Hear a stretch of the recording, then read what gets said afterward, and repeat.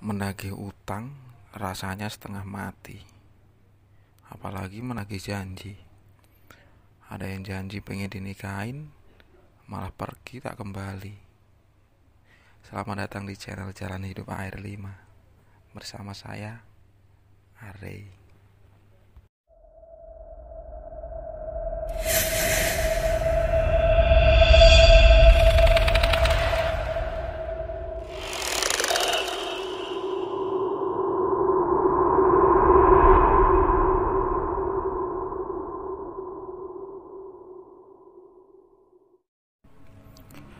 Debt collector atau mata elang, mereka identik dengan badan yang besar dan menyeramkan.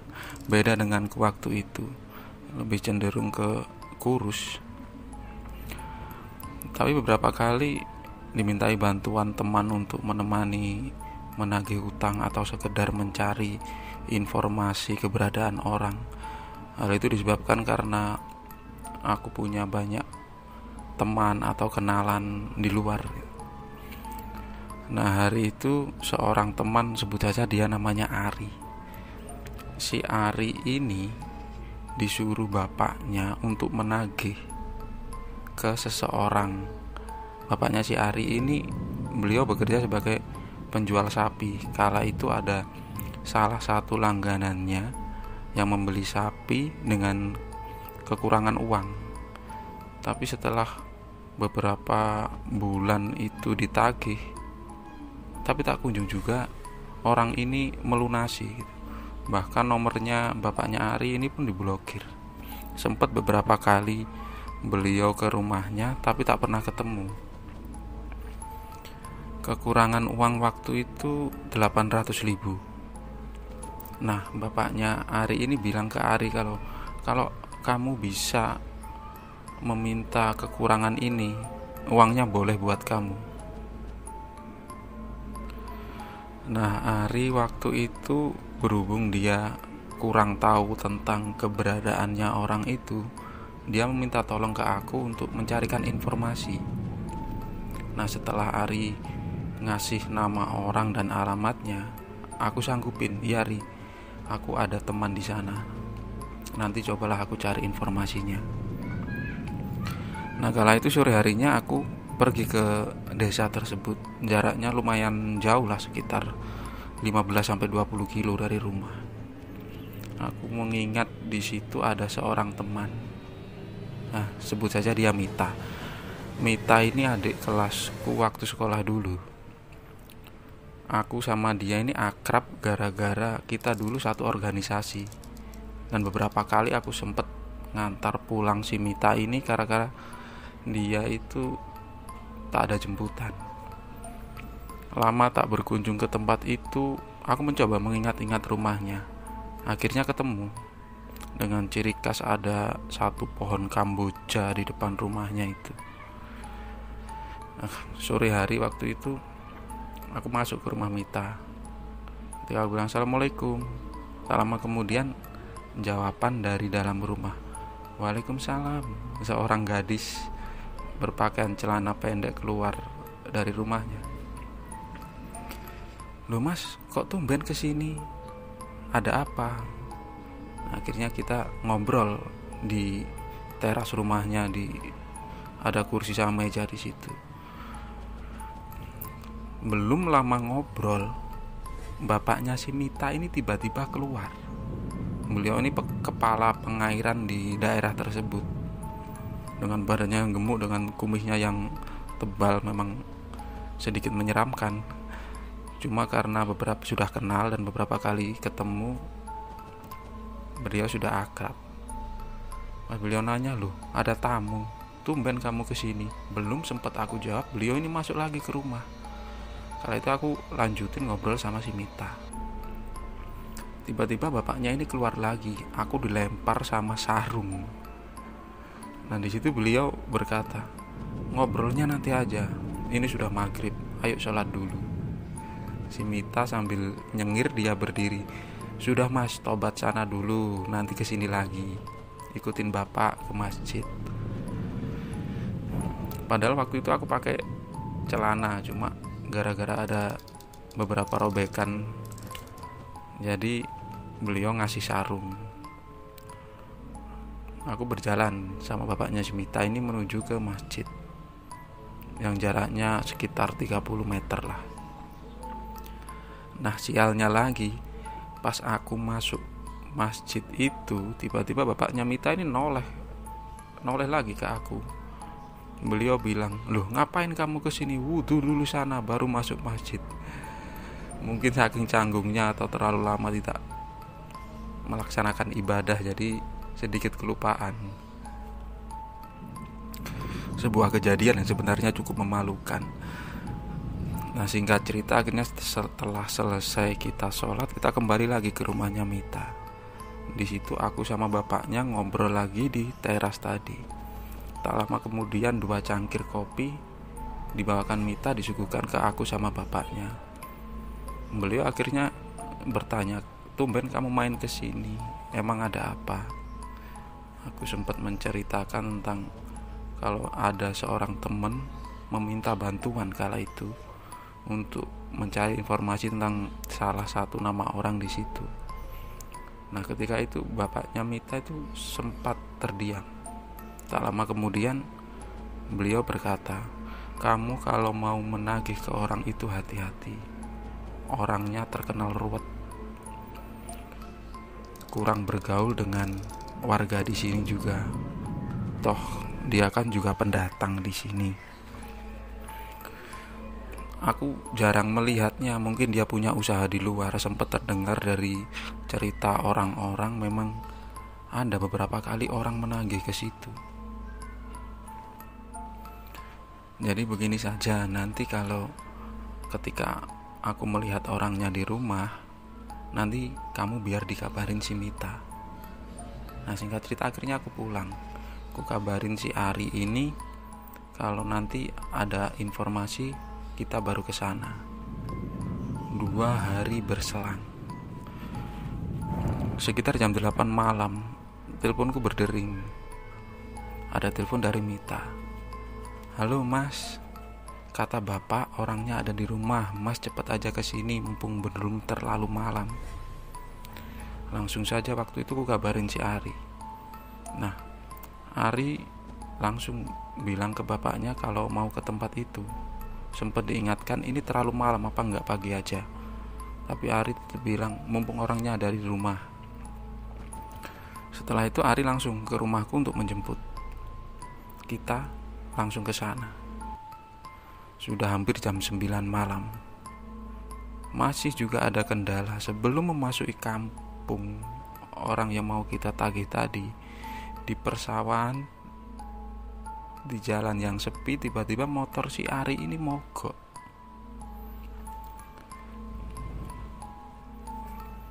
Nah, ketika motornya mogok ini si Ari sempat bilang, "Wah, ini pertanda buruk." Aku bilang, "Coba cek bensin Muri, siapa tahu kehabisan." Aku sempat lihat speedo motornya itu menunjukkan kalau jarumnya ini masih ada isi bensinnya. Tapi ketika Ari membuka joknya melihat tangkinya itu kosong. Dari situ aku bilang ke Ari, "Wah Ri, speedo motormu ini kayak omongan mantan." "Kenapa?" "Nggak bisa dipercaya." Di situ kita masih tertawa-tertawa. Akhirnya mau tidak mau kita dorong motor ini, ambil berharap semoga ada penjual bensin eceran. Toh sebentar lagi juga kita memasuki kampung. Baru sebentar kita dorong motor, ada satu motor, saya masih ingat waktu itu, motor Honda Supra 125 warna hitam. Dari belakang dia tiba-tiba pelan. Sempat mikir kalau orang ini mau membantu lah, mungkin sekedar membelikan bensin terus kembali lagi. Tapi ternyata salah. Terlihat 2 orang cewek. Dia malah berkata, "Mas, motornya sudah tua ya, kok dituntun?" Setelah itu mereka langsung laju. Si Ari di situ mengumpat-ngumpat, mungkin saking jengkelnya kan dia. Tak lama kemudian kita ketemu penjual. Akhirnya setelah mengisi bahan bakar di situ, kita langsung lanjut. Jam menunjukkan hampir setengah 10. Sebenarnya bukan waktu yang pas untuk bertamu, tapi sudah nanggung, kata Ali. Setelah mengikuti arah petunjukku, kita melihat satu rumah. Tak terlalu besar tapi cukup mewah. Pintunya masih terbuka walaupun hanya separuh. Masih ada cahaya lampu yang terang di teras rumahnya, pertanda orang ini ada di rumah. Tanpa ragu, si Ari mengucapkan salam, "Assalamualaikum." Tanpa ada jawaban dari dalam. Tapi ada sosok laki-laki itu keluar. "Oh iya, ada apa mas?" Nah, itu Ari menjelaskan kalau dia itu anaknya dari bapak ini, disuruh ke sini untuk menagih kekurangan. Bapak itu terlihat tenang saja, seolah-olah tidak ada apa-apa. Beliau nyantai. Akhirnya menyuruh aku sama si Ari ini masuk. Kita bukan berada di ruang tamu, tapi kita lebih masuk ke dalam. Ada di situ tempat meja kursi, tapi berada di dalam rumah. Di situ orangnya mempersilahkan kami duduk. "Duduk dulu di situ ya. Tunggu." Nah, di situ Ari sudah merasa kalau nanti cair. Kalau cair nanti kamu aku kasih uang 200.000, 2 bungkus rokok, sama pulang kita nanti makan-makan. Menunggu di situ cukup lama, apalagi tak ada suguhan apapun. Terlihat sepi. Aku duduk di kursi berdampingan sama si Ari. Di sebelahku tak jauh ada kamar mandi, dan di sebelahnya lagi ada 2 pintu, mungkin itu pintu kamar. Nah, ada yang aneh di sini. Tak lama, pintu di sebelah kanan kita itu terbuka pelan-pelan. Nah, dari dalam itu terlihat satu sosok seolah-olah mengintip.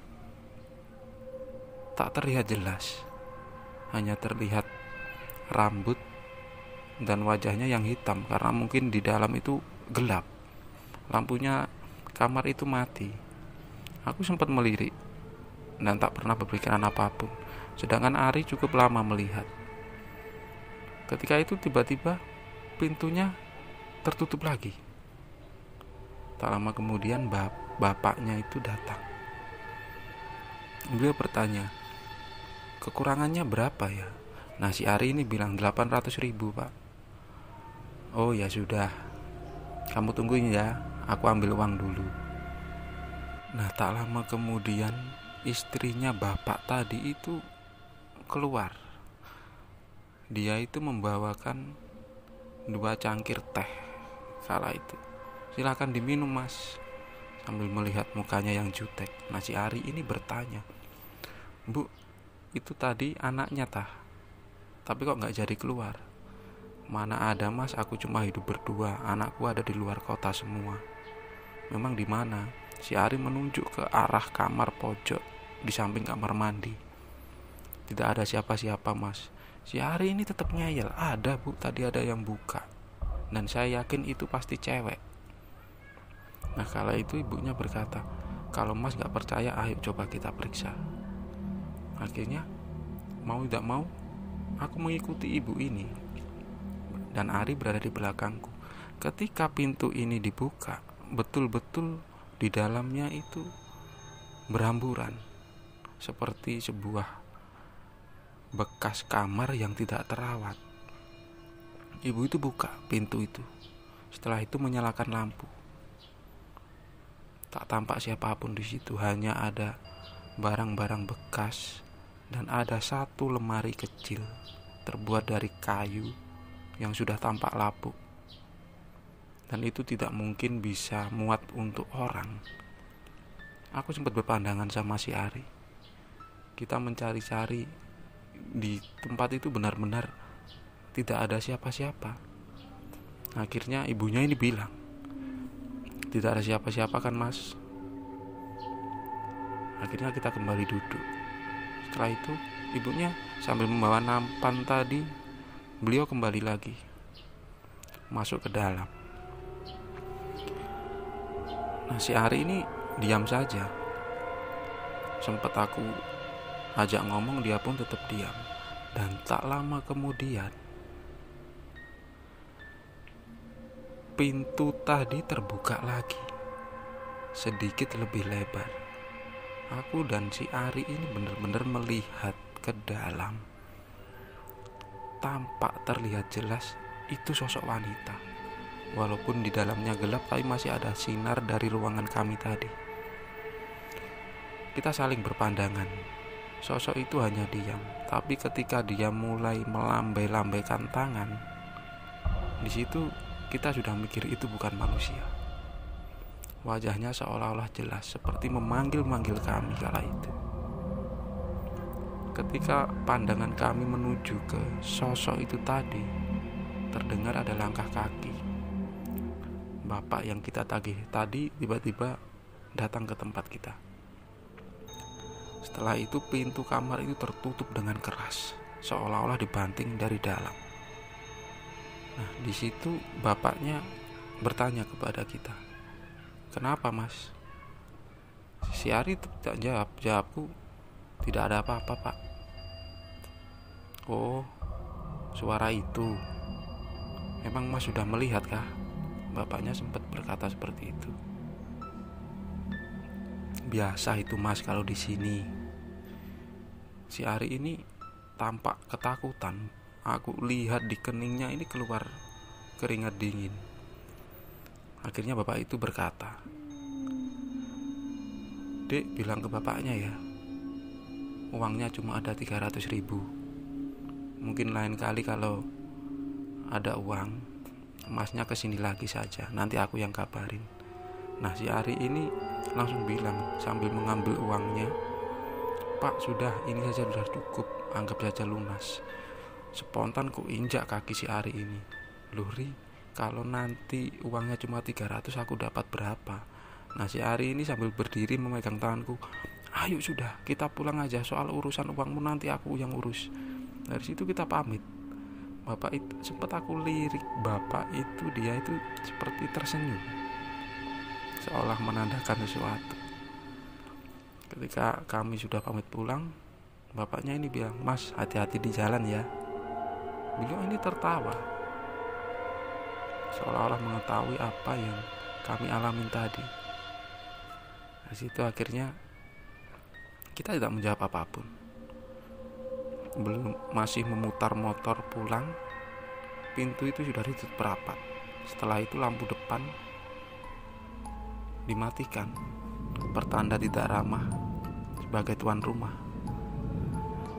Akhirnya kita pulang. Di jalanan Ari cuma diam. Aku sempat khawatir, mungkin anak ini ketakutan atau apa. Sama, aku juga merasakan ada yang beda, tapi aku tak setakut dia kala itu. Akhirnya aku memutuskan untuk, "Ya sudah, Ri, biar aku aja yang bawa motormu. Kita berjalan pelan-pelan sampai rumah, semoga tidak ada apa-apa." Nah, apesnya lagi, yang seharusnya pembagianku waktu itu 200.000, Ari cuma memberikan 50.000. "Kamu ini saja sudah, aku sudah rugi banyak." Aku mau ngomel, tapi ya memang keadaannya seperti itu. Jadi seharusnya dapat 200.000, 2 bungkus rokok, sama kita makan sate rencananya. Jadi turun, aku dapat 50.000 ditambah 1 bungkus rokok, tapi sempat dibelikan mie ayam oleh Ari ini. Nah, itulah sedikit cerita pengalaman yang pernah aku alami entah 8 atau 9 tahun yang lalu. Terima kasih buat teman-teman yang sudah menonton video ini. Nantikan cerita-cerita horor dari kisah nyata di video-video selanjutnya. Jika teman-teman suka dengan video ini, tekan tombol like. Jika tidak suka, tekan tombol dislike, itu pun kalau tega. Terima kasih dan wassalamualaikum warahmatullahi wabarakatuh.